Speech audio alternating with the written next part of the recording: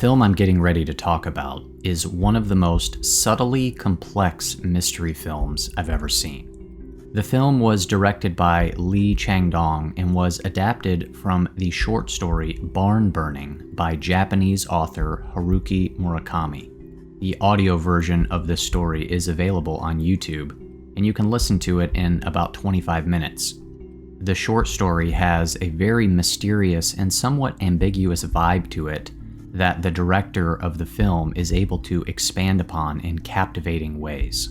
Today, I want to talk to you about the South Korean mystery thriller, Burning. Let's dive in. The film opens up and we are introduced to our main character, Jong-su. He's a young man living an aimless existence.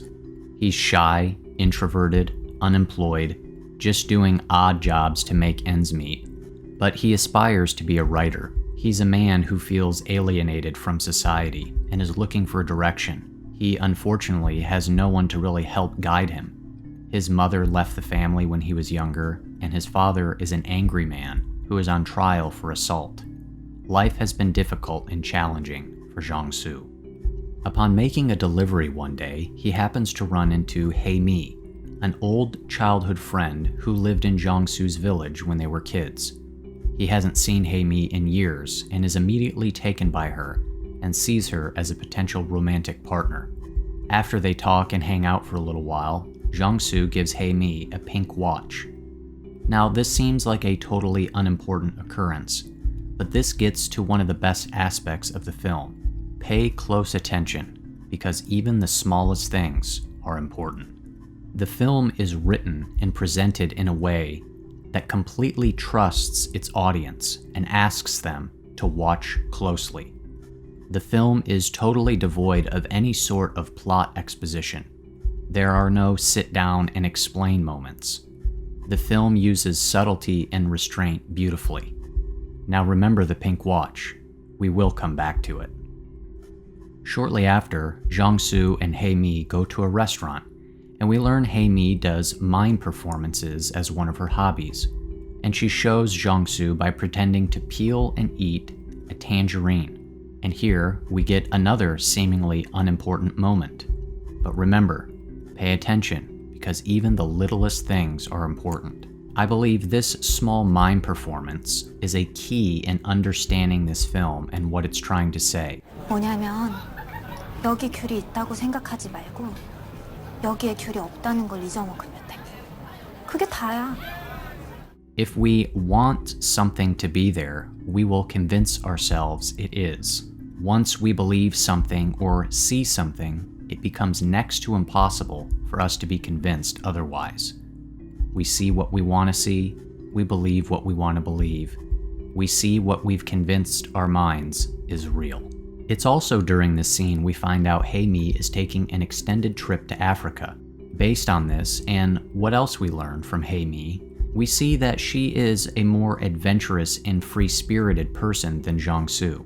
But I would say she's equally alienated and lost. She just puts on a more upbeat and positive front. We learn she got plastic surgery, as Jong-su initially didn't recognize her, which suggests she was probably the victim of bullying and perhaps suffered from low self-esteem and low self-worth.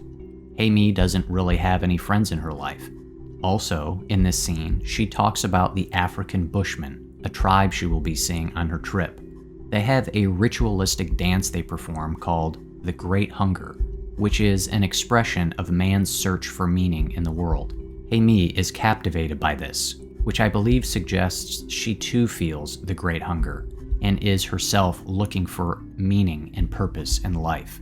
The scene concludes, and she asks Jong-su to house sit and feed her cat while she's gone. Following this, Hae-mi takes Jong-su to her apartment. She tells him her cat's name is Boyle, and that he doesn't like strangers. While Hae-mi is on her trip, we get 2 additional scenes of Jong-su visiting her apartment to feed her cat, although we never see the cat. This is yet another small detail we need to remember. After a couple weeks, Hae-mi returns from Africa, and she is accompanied by someone new. His name is Ben. Ben is a mystery. Steven Yeun's performance is perfectly subdued and cryptic. He is a man of few words. He exudes a confidence that borders on arrogance. Ben is wealthy, although we never find out exactly what he does, as he simply tells Jong-su, quote, "I play." I really enjoyed and was very much engaged in trying to decipher his character. His body language, facial expressions, and even the looks in his eyes are mysterious. Ben is a difficult one to get a clear reading on. And with the introduction of Ben's character, this is where the film begins to turn into a love triangle. From here until about the halfway point of the film, we follow these three characters and watch how their relationships evolve. And it's during this portion of the movie where we begin to notice the feelings of relational inadequacy and jealousy develop in Jong-su. He doesn't have the confidence, charm, and charisma Ben does. He sees how Hae-mi looks at Ben. They seem to have a connection, and Jong-su feels like a third wheel. At one point, Jong-su calls Ben the Great Gatsby, a mysterious person who is young and rich, but you don't know what it is they do. And I think this point expands on Jong-su's jealousy of Ben. Not only is he jealous of Ben's relationship with Hae-mi, he's also jealous of Ben's life. Jong-su is poor, Ben is rich. Ben seemingly has it all. His life seems easy and is privileged, and Jong-su resents that. He resents that Ben got dealt a good hand in life, while he got dealt a bad one. Ben is living a completely different kind of life. He's had more opportunities and options, and Jong-su is stuck. It's also during this portion of the film where Jong-su begins noticing some things about Ben that feel a bit odd and peculiar. One particular incident occurs when they visit Ben's nice high-rise apartment. Jong-su goes to the bathroom and uses this as an opportunity to do some snooping, and he finds a makeup box and some jewelry in his bathroom cabinet, which seems unusual for a young man who lives alone to have. Another one of the key scenes occurs around the 1 hour mark. The three of them go to a restaurant and meet up with some of Ben's other friends.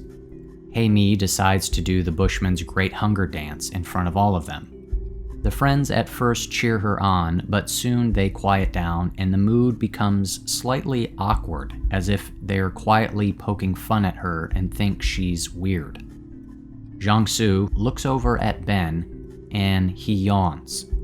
It is another perfectly subtle moment that can be scrutinized like many other moments in the film, and it can be interpreted in multiple ways.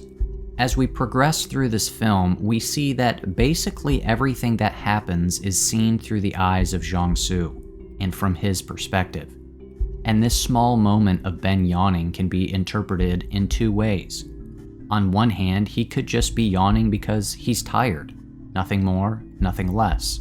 But on the other hand, and in the eyes and through the eyes of Jong-su, Ben is yawning because he is bored and unimpressed with Hae-mi's performance. It's a seemingly innocuous moment, but seen through a certain person's eyes, it can be interpreted in a negative way. These are the types of little moments that influence Jong-su's thoughts and feelings toward Ben. Remember what we established. Once something is seen, it's really difficult to unsee it. Jong-su's jealousy of Ben is causing him to see and interpret Ben in negative ways. And since that jealousy is there, it's very hard for Jong-su not to see Ben through that lens. Now we've reached roughly the halfway point, and here's where the film shifts from a romantic and dramatic love triangle into a dramatic mystery thriller. Buckle up. The film continues, and the three of them hang out at Jong-su's home. After Hae-mi's late-night dance, Jong-su and Ben put her to bed, and then go outside to talk.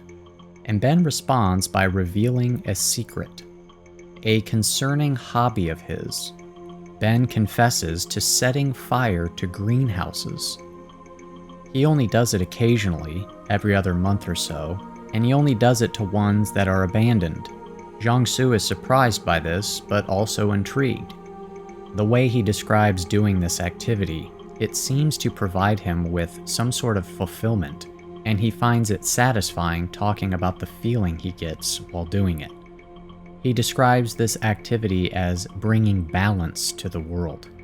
It's been nearly 2 months since his last burning, and he plans on doing another one very soon.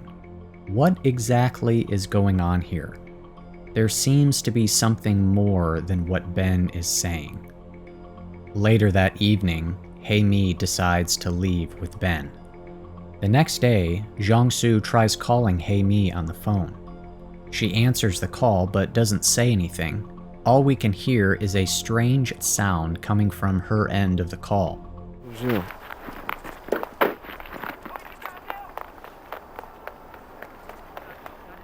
Another important small moment. Jong-su then spends time traveling around the area investigating greenhouses, searching for one that has recently caught fire and burned down. Jong-su's suspicions of Ben continue to grow. The more he looks, the more his suspicions are confirmed. He is unable to find a burned down greenhouse. The idea has been planted in his mind and is beginning to take root. There is something more to Ben than meets the eye. Still unable to get in contact with Hae-mi, Jong-su decides to visit her apartment. He discovers her lock has been changed, and after pounding on the door, the landlord confronts him. Jong-su says he used to watch her cat, but the landlord reveals there is no cat. These are the types of moments I live for when watching mystery movies. A moment that causes you to reevaluate and second-guess everything you watched and thought you knew. We all assumed there was a cat, maybe even convinced ourselves we saw it, but upon further reflection, we will realize we never actually saw the cat. And this important scene is pivotal in understanding the film's overall mystery and the way it's presented. Nothing is explained. Nothing is shown. Things are only suggested and implied. Director Chang Dong spoke to the mysterious nature of the film and said that it's a world in which we sense that something is wrong, but cannot quite put a finger on what the problem is. It's true, there was cat food. We even see a messy litter box. However, we never actually see it with our own eyes, so we don't know for certain that there really is a cat. Jong-su continues to look for Hae-mi. He visits her mime class, but they haven't seen or heard from her either. He then meets with Ben and confronts him about the greenhouse burnings. Ben says he burned down another one the day after he made the confession to him, but Jong-su doesn't believe him. He has been searching for this, but hasn't found one. Ben tells him, "Sometimes you can't see things that are too close to you." Another cryptic line. Now we must ask ourselves, is Jong-su simply mistaken? Maybe he just overlooked the greenhouse. Maybe Jong-su is right, and Ben's whole story about his unusual hobby was a bluff. Or maybe burning greenhouses is a metaphor for something more evil. Could it really be that Ben had something to do with Hae-mi's disappearance? It's hard to pinpoint when in the film Jong-su gets the idea that Ben is responsible for Hae-mi's disappearance, but this might just be it. Remember the lesson we learned from the tangerine. Once we are convinced of something, it's really hard to convince us otherwise. Jong-su is becoming convinced that Ben is evil. Next, Jong-su visits a restaurant. It's owned by a couple members of Hae-mi's family. He asks them if they've heard from her. They haven't. And then he asks them about a childhood memory Hae-mi talked to him about earlier in the film. One time, she fell down a well by her house. But the ladies tell Jong-su they didn't have a well by their house, and that Hae-mi made the story up. And this is something she frequently does. It seems like the more answers Jong-su seeks, the more questions he ends up with. Following this, we get a nice, suspenseful chase scene. Jong-su is camping outside of Ben's apartment, waiting for him to go somewhere so he can follow him. He ends up following him out to the country, to some remote location. Ben arrives at a small lake out in the middle of nowhere. He gets out of his car and just stands at the top of the hill looking out at the lake. Nothing is said. He doesn't even notice Jong-su has been following him. There's no violent confrontation here. The scene just ends. And all we can do is speculate, much like Jong-su. It's another moment that can be interpreted in different ways, just like the scene of him yawning at Hae-mi's dance. Is this just a location Ben likes to visit because it's remote, peaceful, quiet, and has nice scenery? Or, in the eyes of Jong-su, is Ben revisiting the scene of a crime to relive the memory of the horror he committed? Again, Jong-su camps outside Ben's apartment, only this time he is caught. But instead of questioning him, Ben invites him inside as he's expecting friends soon and asks Jong-su to stay and join them. It is during this scene we get two important pieces of evidence. Jong-su makes his way to the bathroom again and looks in the jewelry drawer. Only this time, he finds something he recognizes. Remember? Is this the same watch he gave Hae-mi in the beginning of the movie? After this, we discover Ben has taken in a stray cat. At least, that's what he tells Jong-su. One of the guests leaves the door open and the cat runs out of the apartment down to the parking garage, and Jong-su helps catch it. He spots the cat and is able to corner it. In his growing suspicion, he can't help but call out to it.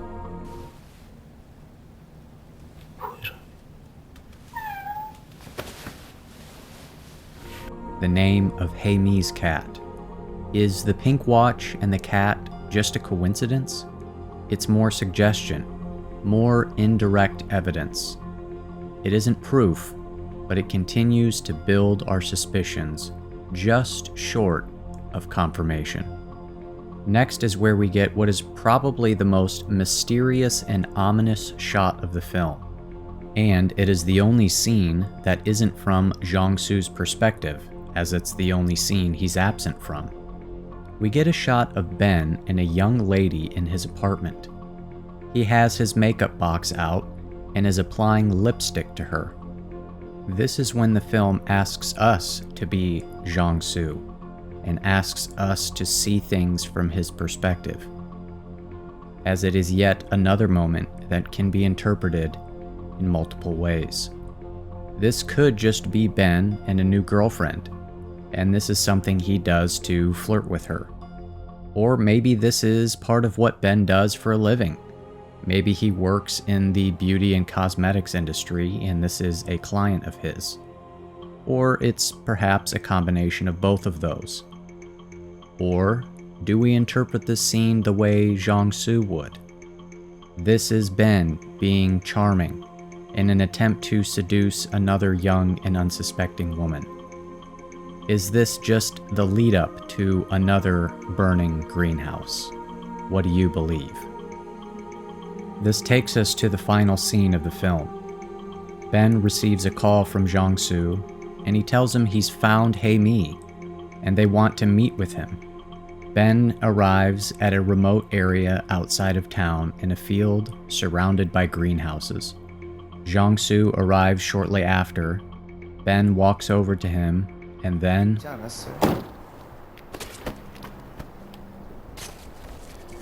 in a shocking moment, Jong-su stabs Ben.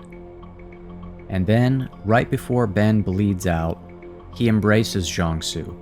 I'm not entirely sure what to make of this response from Ben. It is yet another cryptic layer to this film. Jong-su puts Ben back in his car and sets it ablaze. Jong-su drives off, and we see the flames in the distance. So what do we make of all this? So many questions. Was Ben responsible for Hae-mi's disappearance?